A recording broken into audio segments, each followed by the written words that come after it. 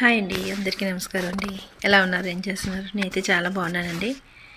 ఇదైతే చాలా ఎర్లీగా లేచి ముందు వాకిలి తుడిచి ముగ్గేసాను. వేసిన తర్వాత ఇంకే పనైనా స్టార్ట్ చేస్తానన్నమాట.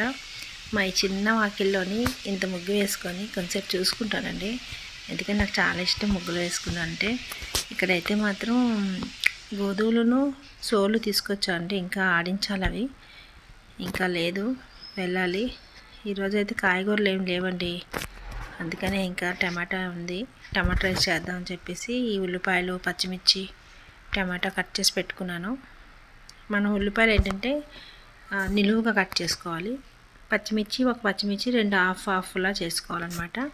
దీనిలో నూనె, నెయ్యి వేయాలండి. వేస్తే కొంచెం టేస్ట్ బాగుంటుంది. అలాగే చాలా సింపుల్గా అయిపోయేదండి. పిల్లలకి స్కూల్కి కట్టడానికి కూడా ఈజీగా ఉంటుంది. ఎందుకంటే వాళ్ళ బాక్స్ అంతా సపరేట్గా కడితే పప్పు అన్నీ కలుపుకొని తినలేరు కనుక, టైం ఉండదు కనుక ఇలా చేస్తే చాలా బాగుంటుంది, చాలా ఈజీగా అయిపోద్ది. ముందుగా జీలకర్ర వేసుకున్నానండి. దాని తర్వాత కట్ చేసిన ఆనియన్స్, అలాగే పచ్చిమిర్చి వేసేసుకోవాలి. కొంచెం వేగిన తర్వాత అల్లం వెల్లుల్లి పేస్ట్ వేసానండి, కానీ ఆ క్లిప్ మిస్ అయింది. అందుకని మీకు చెప్పేస్తాను. 1 స్పూన్ వేసుకుని సరిపోతుంది. అంటే మన క్వాంటిటీ బట్టి అల్లం వెల్లుల్లి పేస్ట్ వేసుకుని సరిపోతుంది.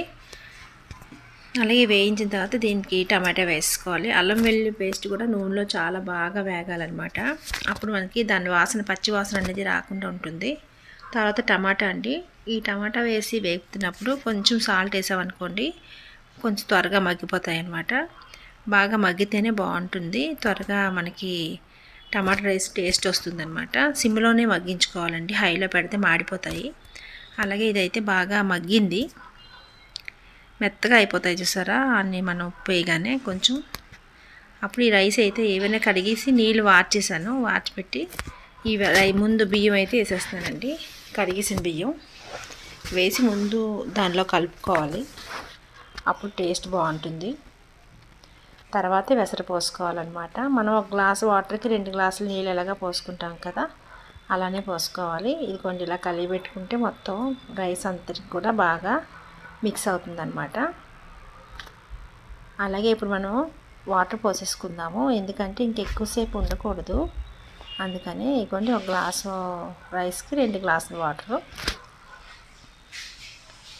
పోసేసుకొని ఇంకా మనం ఒక్కసారి సాల్ట్ చెక్ చేసుకోవాలండి. ఎందుకంటే ముందు మనం కొంచెం టమాటా మగ్గడానికి వేసాం తప్ప ఈ రైస్ అంతటికి వేయలేదు కనుక ఒకసారి సాల్ట్ చెక్ చేసుకుంటే, ఎందుకంటే కలిపేసిన రైస్ కదండి, టమాటా రైస్ కదా, సాల్ట్ లేకపోతే అసలు టేస్ట్ రాదనమాట.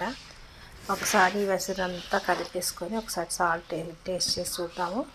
చప్పగా ఉందనుకోండి ఇప్పుడే వేసేసుకోవాలి, మళ్ళీ రైస్ అంతా ప్రిపేర్ అయ్యాక వేసుకుంటే అంత బాగుండదు.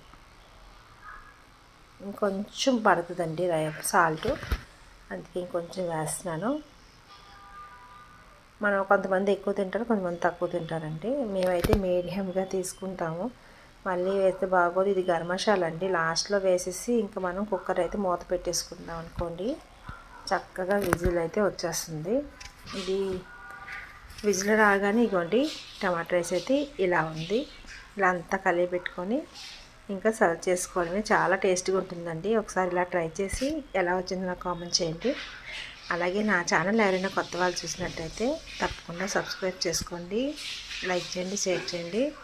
ఇంకా మంచి మంచి వీడియోస్తో మిమ్మల్ని కలుస్తానండి. ప్రతిరోజు ఒక వీడియో అయితే మీకు కంపల్సరీగా వస్తుందండి. థ్యాంక్ యూ ఫర్ వాచింగ్ అండి. బాయ్ అండి.